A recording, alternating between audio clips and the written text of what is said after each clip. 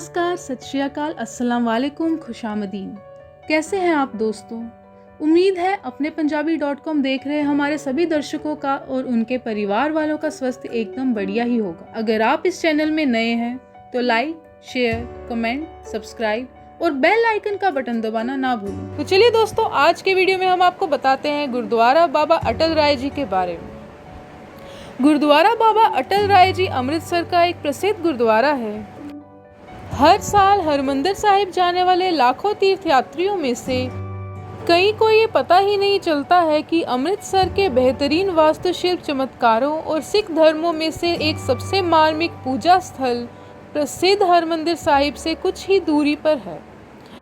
कुछ 2 शताब्दियों पहले निर्मित बाबा अटल गुरु हरगोविंद के पुत्र बाबा अटल राय के युवा जीवन का एक मार्मिक स्मरण है। इसकी 9 मंजिला इमारत 1628 में उनकी मृत्यु से पहले उनके 9 वर्षों के जीवन की प्रतिध्वनि है। गुरुद्वारा बाबा अटल साहिब स्वर्ण मंदिर के दक्षिण में सराय गुरु रामदास से लगभग 185 मीटर की दूरी पर स्थित है। ये 9 मंजिला अष्टकोणीय मीनार जो 40 मीटर ऊंची है, अमृतसर की सबसे ऊंची इमारत है। मूल रूप से ये एक समाधि या सेनोटॉफ है। इसे सिखों के छठे गुरु हरगोविंद के पुत्र बाबा अटल राय के अवशेषों को यहाँ सुनिश्चित करते हुए उनकी याद में बनाया गया था।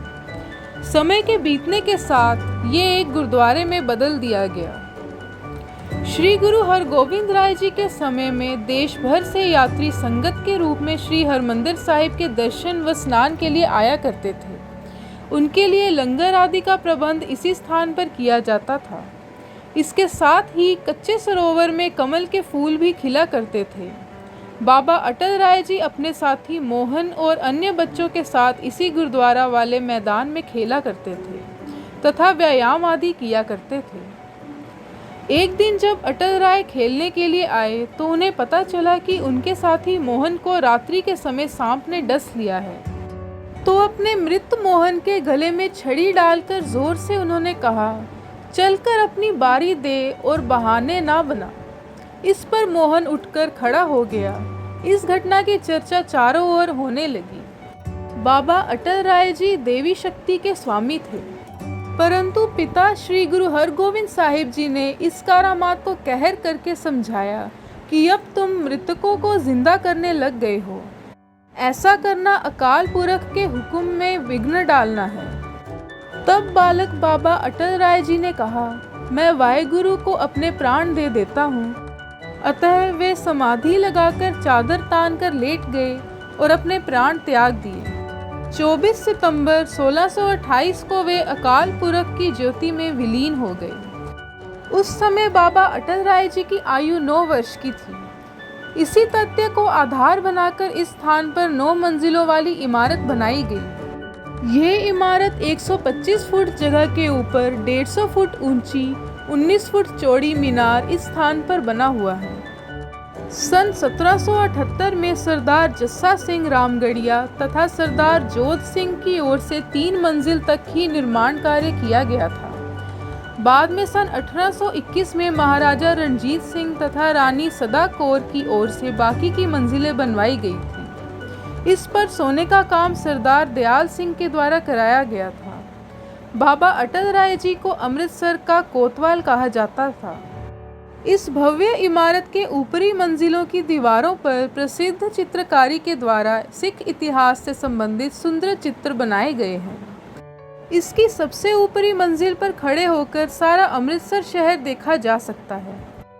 इस स्थान पर सरदार जस्सा सिंह आहलूवालिया की 200 साला बरसी 20 अक्टूबर 1983 को सिख पंथ की ओर से धूमधाम से मनाई गई थी। उनके जीवन पर प्रकाश डालने के लिए गुरमती प्रकाश का विशेषांक प्रकाशित कराकर वितरित किया गया था। इस अवसर पर एक सोविनार भी प्रकाशित किया गया।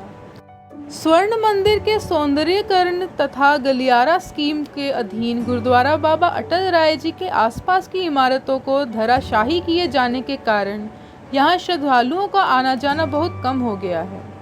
अब इस स्थान पर लंगर भी नहीं पकाया जाता, बल्कि संगत अपने घर से लंगर पकाकर लाती है। इस स्थान पर होला मोहल्ला का त्योहार मनाया जाता है।